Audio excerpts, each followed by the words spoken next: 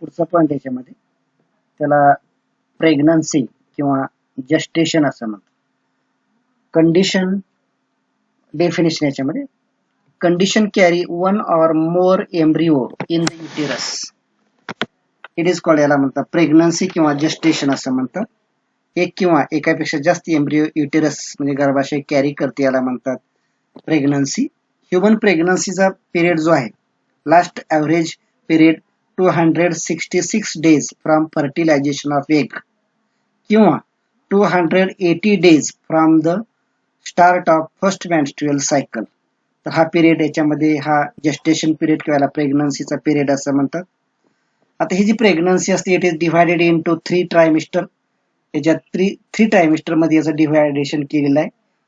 First ट्रायमिस्टर याच्यामधला, तर या पहिल्या 3 महिन्यामध्ये प्रत्येक 3 महिन्याचे यांनी ट्रायमिस्टर्स तयार केल्यात. फर्स्ट ट्रायमिस्टर मध्ये काय होतं, ऑर्गॅनोजेनेसिस म्हणजे काय, ऑर्गन थोडेसे डेव्हलप होतात, याला ऑर्गॅनोजेनेसिस असं म्हणतात.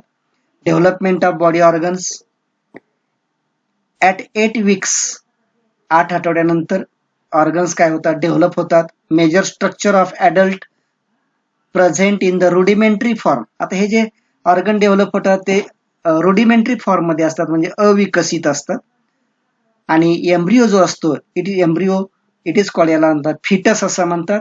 साधारण 5 सेंटीमीटर एवढं हे गर्भ हा असतो. ही कंडिशन फर्स्ट ट्रायमिस्टर मध्ये असते. आता दुसरी जी याला म्हणतात सेकंड ट्रायमिस्टर. फिटस जो असतो, हा जो गर्भ जो असतो 30 सेंटीमीटर लॉंग होतो. आता याच्यामध्ये काय होतं, HCG डिक्लाइन, ह्युमन कोरॉनिक गोनॅडोट्रॉपिन हार्मोन जे असतं, जे प्लॅसेंटा तयार करतं, त्याचं प्रमाण काय होतं, ते डिक्लाइन होतं, म्हणजे कमी होतं.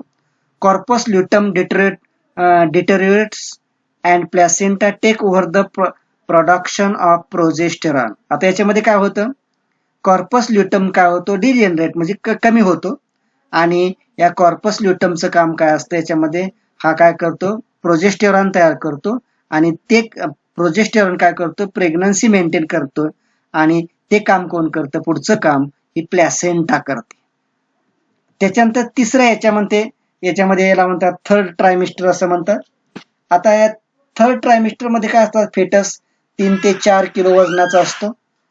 50 सेंटीमीटर इन लेंथ, साधारण 50 सेंटीमीटर एवढीची लांबी असते. फिटस ग्रो होत असतो, गर्भ हा वाढत असतो. ॲब्डॉमिनल ऑर्गन म्हणजे पोटामधले, फिमेल मधल्या ॲब्डॉमिनल ऑर्गन जे असतात हे कॉम्प्रेस होतात. बाळ वाढल्यामुळे काय होतं किंवा फिटस वाढल्यामुळे काय होतं, ॲब्डॉमिनल ऑर्गन काय होतात, दाबले जातात, कॉम्प्रेस होतात. डिस्प्लेस्ड, थोडीशी जागा आतले ऑर्गन जे असतात ते काय होतात, डिस्प्लेस होतात. आणि याच्यामुळे काय होतं, लिडिंग फ्रिक्वेंट युरिनेशन. या फिमेलला काय होतं, युरिनेशन म्हणजे सातत्यानं लघवीला जावं लागतं. डायजेस्टिव्ह ब्लॉकेज, थोडंसं डायजेस्टिव्ह सिस्टीम मध्ये ब्लॉकेज म्हणजे उलटी वगैरे होणे हे प्रकार याच्यामध्ये होतात. त्याचबरोबर स्ट्रेन इन बॅक मसल, पाठीवरती काय होतं, पाठीचे जे मसल्स असतात त्याच्यावरती काय होतं, ताण येतो. त्याच्यानंतर पुढचा भाग याच्यामध्ये प्लॅसेंटा. आता हा जो प्लॅसेंटा आहे, आता ह्या प्लॅसेंटामध्ये याच्यामध्ये डायग्राम मध्ये बघा, हा प्लॅसेंटा. तर प्लॅसेंटा म्हणजे काय, तर it is the temporary organ. याच्यामध्ये डायग्राम आहे बघा, ह्या प्लॅसेंटा. तर प्लॅसेंटा म्हणजे याला मराठीमध्ये नाळ असं म्हणतात. तर temporary organ in the mammals only, फक्त मॅमल्स मध्ये हा टेम्पररी ऑर्गन असतो. साधारणपणे याच्यामध्ये हा कशापासून तयार झालेला असतो, tissue from mother and foetus, गर्भ आणि मदर आई यांच्या टिश्यू पासून ही नाळ तयार झाली असते, म्हणजे प्लॅसेंटा तयार झालेला असतो. याचं फंक्शन काय असतं, प्लॅसेंटाचं नाळीचं फंक्शन काय, exchange of material between two, दोघांमध्ये बाळ आणि आईमध्ये काय होतं, जे मटेरियल असते एक्सचेंज, याची देवाणघेवाण करण्याचं काम हा प्लॅसेंटा करत असतो. डिस्क शेप्ड असतो, साधारणपणे 4 सेंटीमीटर लांब थिकनेस असतो, 18 सेंटीमीटर एवढ्याचं डायमीटर असतं. आणि साधारण 1/6 to 1/7, 1/6 ते 1/7 एवढं फिटसच्या वजना एवढं या प्लॅसेंटाचं वजन असतं. आता स्ट्रक्चर मध्ये, तर याच्यामध्ये डायग्राम मध्ये दाखवलेले आहे त्यामध्ये स्ट्रक्चर. तर या स्ट्रक्चर मध्ये प्रामुख्याने हा जो प्लॅसेंटा असतो, हा placenta human placenta consist of chorion असते याच्यामध्ये, म्हणून याला कोरॅनिक प्लॅसेंटा असं म्हणतात. त्याचबरोबर प्लॅसेंटा म्हणजे काय, it is the intimate connection between foetal membrane and uterine wall. Uterine wall कुणाचा आला, फिमेलचा आला, आणि फेटल मेम्ब्रेन या दोघांमधलं जे कनेक्शन असतं त्याला प्लॅसेंटा असं म्हणतात. आता याच्यामध्ये ह्या दोन प्रकारचे असतात, याच्यामध्ये इट हॅज टू पार्ट असतात. कोरॉनिक फिलाय या प्लॅसेंटाचे किंवा त्याला फिटल प्लॅसेंटा असं म्हणतात. पार्ट कॉन्ट्रीब्युटेड बाय फिटस, हा पार्ट जो असतो हा फिटस मध्ये कॉन्ट्रीब्युट झालेला असतो त्याला म्हणतात कोरॉनिक फिलाय, आणि पार्ट कॉन्ट्रीब्युटेड बाय मदर त्याला म्हणतात मॅटर्नल प्लॅसेंटा असं म्हणतात.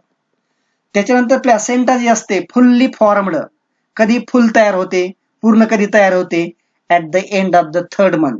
At the end of the third month 3 महिन्यानंतर काय होते, फुल्ली तयार होते. रेडिश ब्राऊन कलरचे असते, डिस्क शेप्ड असते. याचं फंक्शन काय बघा, न्यूट्रिटिव्ह म्हणजे अन्न पुरवणे, रेस्पिरेटरी म्हणजे ऑक्सिजन पुरवणे बाळाला, त्याचबरोबर एक्सक्रिटरी म्हणजे उत्सर्जन, फिटसचं उत्सर्जन करणे म्हणजे जे एक्सक्रिटरी प्रॉडक्ट असतात बाहेर टाकणे.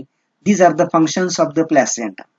त्याच्यानंतर पुढचा भाग आहे पार्च्युरेशन. पार्च्युरेशन तर म्हणजे काय, याला डिलिव्हरी असं म्हणतात. तर expel full term baby, expel म्हणजे बाहेर टाकणे, full term baby from mother's uterus, मदरच्या युटेरस म्हणजे गर्भाशयातून बेबी बाळ जे असतं ते बाहेर टाकणे याला म्हणतात parturition. At the end of the pregnancy. त्याच्यानंतर हे सिग्नल असतात, काय पार्च्युरेशनचे सिग्नल असतात, डिलिव्हरी कधी होते काय सिग्नल्स असतात. तर मॅच्युअर फिटस काय होतं बघा, सिग्नल कसे असतात. मॅच्युअर फिटस, फिटस पूर्ण 9 महिने 9 दिवस झाल्यानंतर त्याला मॅच्युअर फिटस असं म्हणतात. सिक्रेट ACTH ऍड्रिनो कॉर्टिकोट्रॉपिक हार्मोन तयार करते, फिटसची पिट्युटरी ग्लॅंड तयार करते, आणि हे ACTH तयार झाल्याबरोबर विच रिलीज कॉर्टिकोस्टिरॉइड हार्मोन, हे बाळ काय करतं, कॉर्टिकोस्टिरॉइड नावाचे हार्मोन रिलीज करतं. आता हे हार्मोन काय होतात, डिफ्यूज होतात फिटस टू मदर ब्लड, नाळेमार्फत काय होतात, या फिटसच्या गर्भाच्या नाळेमधून मदरच्या ब्लड मध्ये कोण येतो, कॉर्टिकोस्टिरॉइड हार्मोन येतो. ते झाल्याबरोबर काय होतं, लगेच आता मदर मध्ये हा कॉर्टिकोस्टिरॉइड हार्मोन आल्याबरोबर it decrease the progesterone production, female मध्ये प्रोजेस्टेरॉन प्रोडक्शन काय होतं, डिक्रीज होतं. इन्क्रीज द प्रोस्टॅग्लॅन्डिन, प्रोस्टॅग्लॅन्डिनचं प्रमाण काय होतं, वाढतं, त्याचं सिक्रेशन वाढतं. And reduce the progesterone level, reduce झाल्याबरोबर allow the secretion of oxytocin, female मध्ये काय होतं, ऑक्सिटोसिन काय होतं, सिक्रेशन होतं. आता ऑक्सिटोसिन तयार झाल्याबरोबर आता ऑक्सिटोसिनचं काम काय असतं, तर याच्यामध्ये हे युटेराइन मसल जे असतात, गर्भाशयाचे जे मसल असतात ते कॉन्ट्रॅक्ट करण्यामध्ये यांचा सहभाग असतो. आणि प्रोस्टॅग्लॅन्डिन काय करतं, force, it provide force for contraction, या कॉन्ट्रॅक्शन म्हणजे गर्भाशयाचे मसल जे असतात हे कॉन्ट्रॅक्शन साठी फोर्स पुरवण्याचं काम हे प्रोस्टॅग्लॅन्डिन हार्मोन करत असतं. दज अशा प्रकारे हे कॉन्ट्रॅक्शन झाल्या, कशामुळे झालं, या ऑक्सिटोसिन मुळे आणि प्रोस्टॅग्लॅन्डिन मुळे काय होतं, हे कॉन्ट्रॅक्शन ऑफ युटेरस, गर्भाशयाचं किंवा गर्भाशय जे असतं याचे कॉन्ट्रॅक्ट होतं, आणि बेबी काय होतो, एक्सपेल बाहेर येतो, कुणामधून, फ्रॉम द युटेरस, याला म्हणतात पार्च्युरेशन. आता स्टेजेस ऑफ द पार्च्युरेशन कुठल्या स्टेजेस असतात, पहिली स्टेज याला म्हणतात डायलेशन. आता डायलेशन कधी असते बघा, लास्ट 12 डिलिव्हरी व्हायच्या 12 तास अगोदर, last for 12 hours contraction of uterus, गर्भाशयाचे कॉन्ट्रॅक्शन चालू असतं. Begin from top to down, top कडून डाऊन कडे हे कॉन्ट्रॅक्शन होतात. फिटस मूव्ह डाऊनवर्ड्स, हे बाळ जे असतं किंवा गर्भ जो असतो हा डाऊनवर्ड म्हणजे खालच्या बाजूला सर्विक्सच्या रिजनला, व्हजायना मधील सर्विक्स रिजनला काय होतो, मूव्ह होतो. एम्नॉइन कोराइन आपण पाहिलं, एम्नॉइन कोराइन हे भाग याच्यामध्ये गॅस्ट्रुलेशन मध्ये पाहिले, ते काय होतात, रप्चर होतात. आणि एम्नॉटिक फ्लुइड, हा एम्नॉटिक फ्लुइड काय होतो, रिलीज होतो आणि लुब्रिकेट द व्हजायना, व्हजायनाला लुब्रिकेट करतो म्हणजे वंगणासारखा भाग पुरवतो. दुसरी स्टेज असते त्याला म्हणतात expulsion. Expulsion last for 20 minute, delivery व्हायच्या अगोदर 20 मिनिट ही स्टेज असते. 20 मिनिट ते 1 आवर्स म्हणजे 20 मिनिट ते 1 तास डिलिव्हरीच्या अगोदर, डिलिव्हरी होण्याच्या अगोदर ही एक्सपल्शन स्टेज असते. पॉवरफुल युटेराइन कॉन्ट्रॅक्शन होतात, जास्त युटेराइनचं कॉन्ट्रॅक्शन होतं. ऍब्डॉमिनल वॉल काय होतात, कॉन्ट्रॅक्ट होतात. बेबी पुश, सर्विक्स टू व्हजायना कडे काय होतं, बेबी जो असतो तो पुश केला जातो आणि फायनली डिलिव्हर्ड म्हणजे काय होते, फायनल डिलिव्हर होते, हे एक्सपल्शन स्टेज मध्ये येतं. तिसरी स्टेज याला काय म्हणतात, प्लॅसेंटल स्टेज. आता बेबी बाहेर आल्यानंतर प्लॅसेंटा म्हणजे नाळ last for 10 to 45 minutes after birth, जन्म झाल्यानंतर 10 ते 45 मिनिट ही स्टेज असते प्लॅसेंटा. त्याचबरोबर युम्बिलिकल कॉर्ड म्हणजे हा प्लॅसेंटाचा भाग आहे, आणि foetal membrane expel by uterine contraction, युटराइनचं कॉन्ट्रॅक्शन होतं, हे प्लॅसेंटा, युम्बिलिकल कॉर्ड आणि फेटल मेम्ब्रेन काय होतं, बाहेर येतो. फर्दर कॉन्ट्रॅक्शन होतं युटेरसचं, युटेरस क्लोज होतो, सर्व्हिक्स काय होतो, क्लोज होतो, व्हाजायना क्लोज होते, आणि प्रिव्हेंट द एक्सेस ब्लिडिंग, पुढचं जे ब्लिडिंग असतं हे काय होतं, टाळलं जातं. त्याच्यानंतर काय पुढचा पॉइंट आहे सिझेरियन, आपण सीझरची केस म्हणतो. Sometime foetus fails to come out. काय होतं, काही वेळा बाळाची फिटस जो असतो, बाळ जे असतं, fails to comes out from the vagina मधून हे फिटस जे असतं ते बाहेर येत नाही. मग अशा वेळेस काय करावं लागतं, सर्जिकल प्रोसिजर करावं लागते, त्याला म्हणतात सिझेरियन असं म्हणतात. आता त्याच्यानंतर पुढचा भाग याला म्हणतात लॅक्टेशन. आता लॅक्टेशन, आता याच्यामध्ये मेमरी ग्लँड्स असतात, start producing milk at the end of the pregnancy. At the end of the pregnancy या मेमरी ग्लँड काय करतात, मिल्क प्रोड्यूस करतात, याला लॅक्टेशन असं म्हणतात. इनिशियल मिल्क जे असतं, सुरुवातीचं जे दूध असतं त्याच्यामध्ये काय असतं, कोलोस्ट्रम असतं, आणि या कोलोस्ट्रम मध्ये काय असतात, अँटीबॉडीज असतात, आणि विच डेव्हलप्स रेजिस्टन्स पॉवर. बाळामध्ये काय होतं, रेजिस्टन्स पॉवर डेव्हलप करण्यामध्ये कशाचा, या कोलोस्ट्रमचा काय असतो, सहभाग असतो, कारण याच्यामध्ये काय असतात, अँटीबॉडी असतात. त्याच्यानंतर पुढचा भाग आहे रिप्रोडक्टिव्ह हेल्थ. बघा आता रिप्रोडक्टिव्ह हेल्थ म्हणजे काय, याच्यामध्ये याला फॅमिली प्लॅनिंग असं म्हणतात. त्याचबरोबर रिप्रोडक्टिव्ह अँड चाइल्ड हेल्थ असं सुद्धा, हेल्थ केअर असं म्हणतात, म्हणजे RCH असं म्हणतात. आता या रिप्रोडक्टिव्ह हेल्थ मध्ये काय काय केलं जातं, तर creating awareness reproductive related aspect. तर रिप्रोडक्टिव्ह रिलेटेड काय ऍस्पेक्ट असतील, प्रजनन संबंधी काय ऍस्पेक्ट असतील, त्याला अवेअरनेस म्हणजे जनजागरण करणे. आता काय, कसं जनजागरण, काय काय केलं जातं, तर हे रिप्रोडक्टिव्ह हेल्थ मध्ये हा भाग येतो. तर याचे काय काय कसले पॉइंट आहेत बघा, खालील पॉइंट याच्यामध्ये दाखवलेले आहेत. पहिल्या याच्यामध्ये cleaning of private parts regularly, male आणि फिमेल मध्ये किंवा फिमेल मध्ये स्पेशली प्रायव्हेट पार्ट जे असतात हे क्लिनिंग, स्वच्छता राखणं अतिशय महत्वाचं असतं. जेनायटल हायजीन म्हणजे सेक्स ऑर्गनचे हायजीन हे महत्वाचे असते. Avoid the risk of the infected, बघा sexually transmitted infection, sexually transmitted infection जे असतं हे अवॉइड करायचं असतं.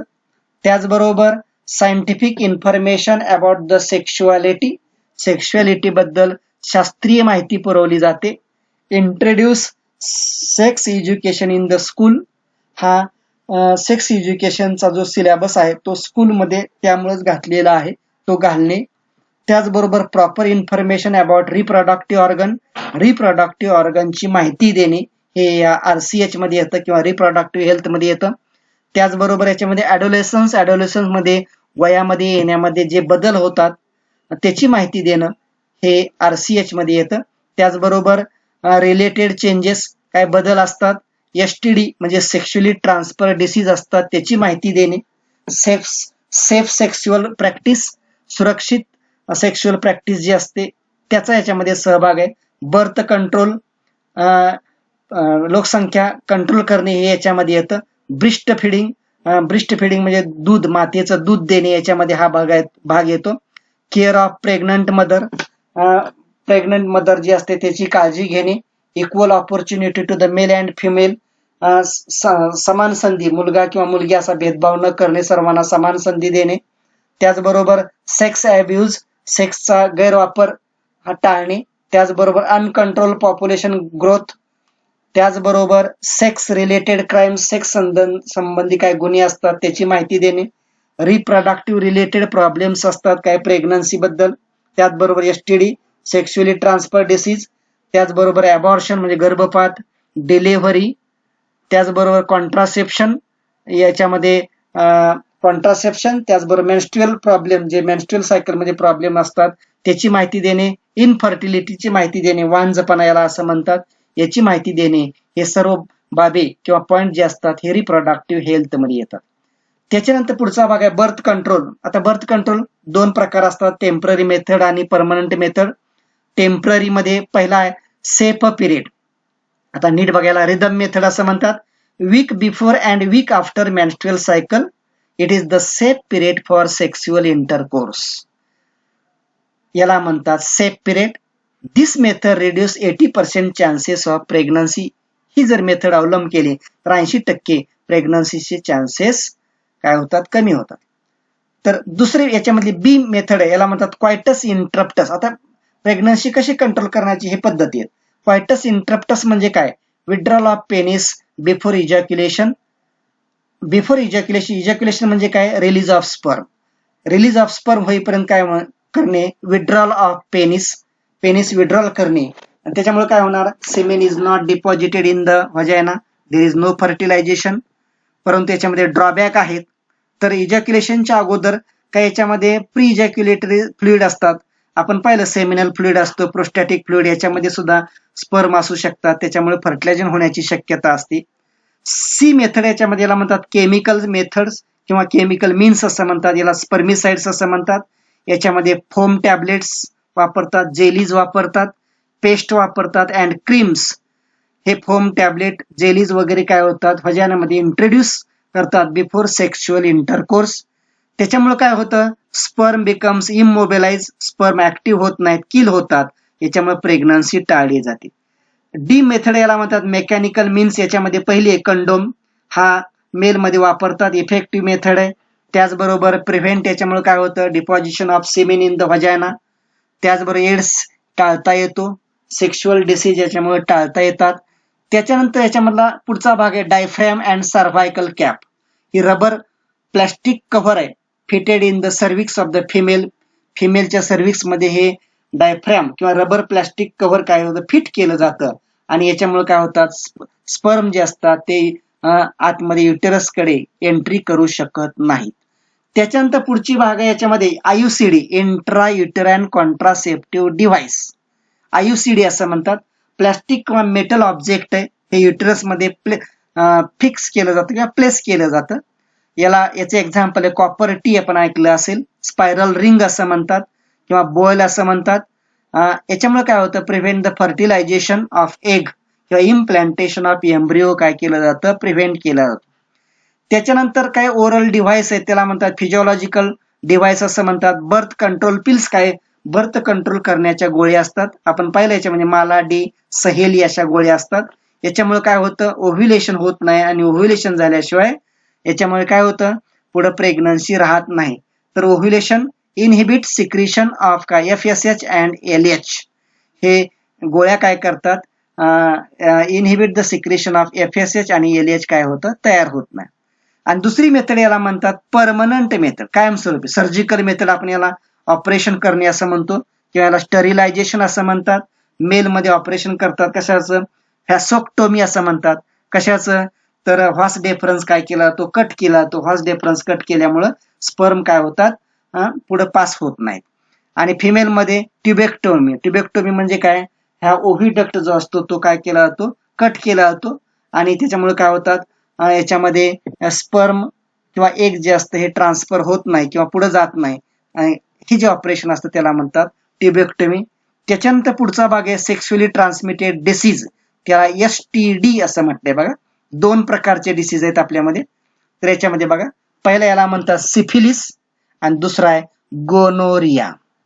बघा नाव बघा, कॉजिटिव्ह एजंट दोघाचा. सिफिलिस आहे ट्रिपोनेमा पॅलिडियम बॅक्टेरिया आणि गोनोरियाचा आहे नायसेरिया गोनोरी असं म्हणतात, बॅक्टेरियाचा आहे. आता इन्क्युबेशन पिरियड आता दोघाचा कसा आहे बघा. तर इन्क्युबेशन पिरियड म्हणजे काय, बाबा त्याचे सिम्पटम लक्षणं, त्याचं कधी लक्षणं जाणवतात, साधारण 3 ते 4 आठवड्यांत इन्क्युबेशन पिरियड असतो. कुणाचा सिफिलिसचा, गोनोरियाचा आहे मेल मध्ये 2 ते 14 दिवस असतो आणि फिमेल गोनोरिया फिमेल मध्ये 7 ते 21 दिवसाचा हा इन्क्युबेशन पिरियड असतो. आता इन्फेक्शन कुठं होतं, हा सिफिलिसचं इन्फेक्शन साधारण mucous membrane of जेनायटल organ, sex organ याच्यामध्ये हा म्युकस मेम्ब्रेन जो असतो त्याच्यामध्ये याचं इन्फेक्शन होतं.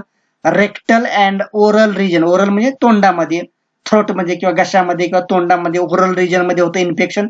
रेक्टल रिजन म्हणजे हा इंटेस्टाईनचा पार्ट आला, रेक्टम लार्ज इंटेस्टाईनचं, त्याच्यामध्ये काय होतं इन्फेक्शन होतं. ह्या गोनोरियामध्ये कुठं होतं, म्युकस मेम्ब्रेन ऑफ युरिनोजेनायटल ट्रॅक्ट, म्हणजे काय, युरिन म्हणजे किडनीच्या खाली युरिनोजेनायटल ट्रॅक्ट जे असते त्याच्यामध्ये हे इन्फेक्शन होतं, त्याला आपण युरिनोजेनायटल ट्रॅक्ट असं म्हणतो. रेक्टम हा इंटेस्टाईनचा पार्ट आला, रेक्टम. त्याचबरोबर थ्रोट घशामध्ये आणि डोळ्यामध्ये काय होतं, याचं इन्फेक्शन होतं.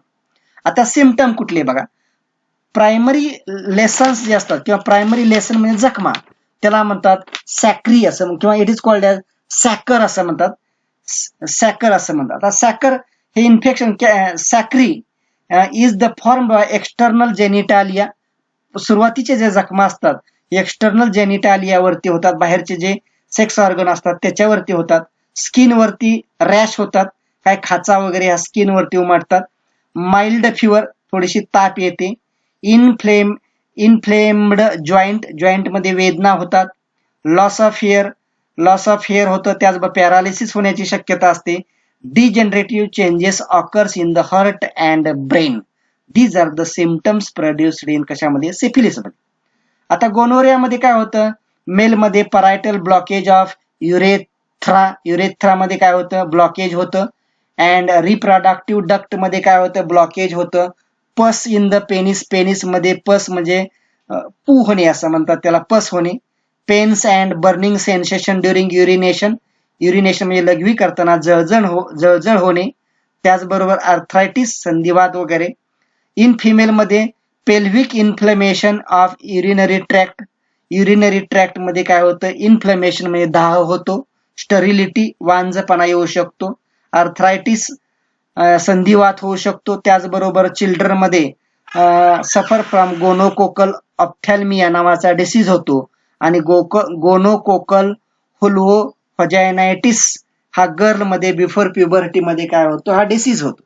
आता प्रिव्हेंटिव्ह मेजर दोघांचे समानच आहेत. याच्यामध्ये education about the sex practice बद्दल शिक्षण देणे, एज्युकेशन देणे. सेक्स हायजीन, सेक्स ऑर्गनची स्वच्छता करणे. Avoid the sex with unknown partner बरोबर सेक्स न करणे, किंवा मल्टी पार्टनर म्हणजे एकापेक्षा जास्त याच्याबरोबर सेक्स न करणे. त्याचबरोबर युजिंग कंडोम ड्युरिंग द सेक्सच्या वेळी कंडोमचा वापर करणे. इकडे सुद्धा तेच आहे, सेक्स हायजीन आहे.